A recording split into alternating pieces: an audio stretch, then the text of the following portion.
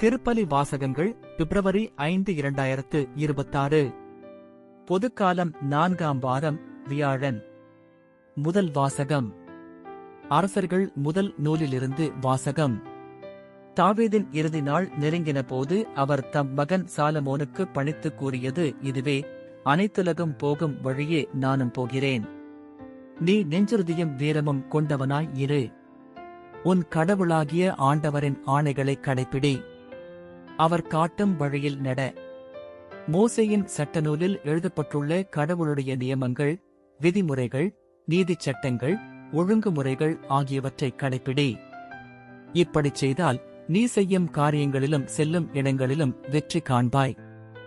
ஏனெனில் ஆண்டவர் என்னை நோக்கி, உன் மைந்தர்கள் தங்கள் முழு இதயத்தோடும் முழு உள்ளத்தோடும் என் முன்னிலையில் உண்மையுடன் நடப்பார்களானால் இஸ்ரவேலின் அரியணையில் அமர்வதற்கேற்ற ஒருவன் அவர்களுள் இல்லாமல் போவதில்லை என்று எனக்கு கொடுத்த வாக்கு அப்போதுதான் நிலைத்திருக்கும்.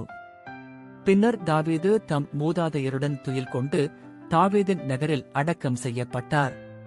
தாவீது இஸ்ரவேலின் மீது ஆட்சி செலுத்திய காலம் 40 ஆண்டுகள்.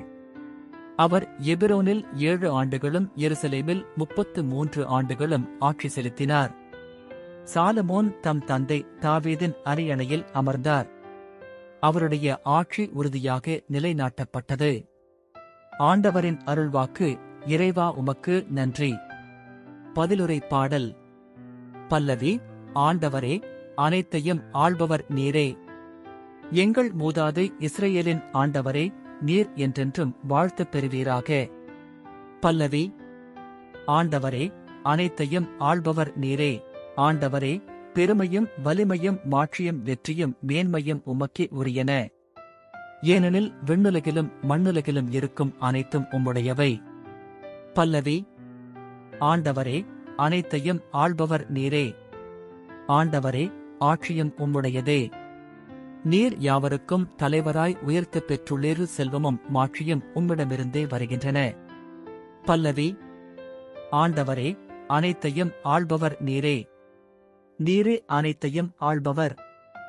ஆற்றலும் வலிமையும் உம் கையில் உள்ளன. எவரையும் பெருமைப்படுத்துவதும் வலியவராக்குவதும் உம் கையில் உள்ளன. பல்லவி.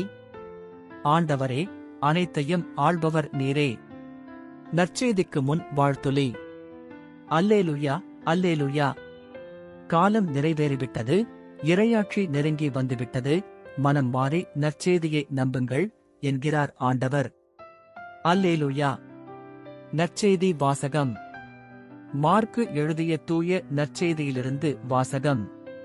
அக்காலத்தில் இயேசு 12 தம்மிடம் வரவழைத்து அவர்களை இருவராக அனுப்பத் தொடங்கினார்.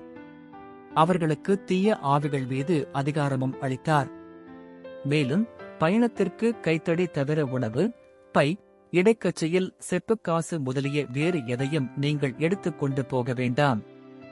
ஆனால் மிதியடி போட்டுக் கொள்ளலாம். அணிந்திருக்கும் அங்கி ஒன்றே போதும் என்று அவர்களுக்கு கட்டளையிட்டார். மேலும் அவர், நீங்கள் எங்கேயாவது ஒரு வீட்டுக்குள் சென்றால் அங்கிருந்து புறப்படும் வரை அவ்வீட்டிலேயே தங்கியிருங்கள். உங்களை எந்த ஊராவது ஏற்றுக்கொள்ளாமலோ உங்களுக்கு செவிசாய்க்காமலோ போனால் அங்கிருந்து வெளியேறும் பொழுது உங்கள் கால்களில் படிந்துள்ள தூசியை உதறிவிடுங்கள். இதுவே அவர்களுக்கு எதிரான சான்றாகும் என்று அவர்களுக்கு கூறினார்.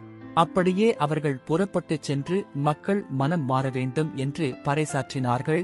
பல பேய்களை ஓட்டினார்கள். உடல் நலமற்றோர் பலரை எண்ணெய் பூசி குணப்படுத்தினார்கள். ஆண்டவரின் அருள்வாக்கு. கிறிஸ்துவே உமக்கு புகழ்.